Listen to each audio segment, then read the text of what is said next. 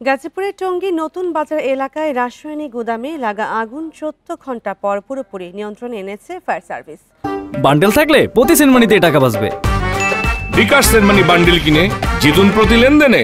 অনাকাঙ্ক্ষিত ঘটনা এড়াতে গুদামটি পর্যবেক্ষণে রেখেছে ফায়ার সার্ভিস।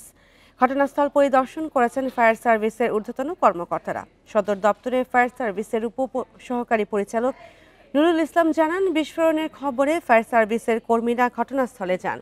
সোমবার সন্ধ্যা ৭টায় আগুন নিয়ন্ত্রণে আসলেও সারা রাত ফায়ার সার্ভিস কর্মীরা আগুন নেভানো ও ডাম্পিংয়ের কাজ করেন। পরে ভোরে আগুন পুরোপুরি নেভাতে সক্ষম হন তারা। এদিকে আগুনে ক্ষতিগ্রস্ত গুদামের আশেপাশের অন্যান্য গুদামে বৈধ কাগজপত্র রয়েছে কিনা তা প্রশাসনের কর্মকর্তারা যাচাই করছেন। হালকা হয়তো তাপ আছে, তবে যেহেতু কেমিক্যাল সেহেতু এর ভিতরে কোনো লোকজন যাতে না যায় সেই জন্য আমরা এটা চতুর্দিকে সিন সিকিউর করে দিয়েছি যাতে কোনো লোক এখানে ঢুকতে না পারে।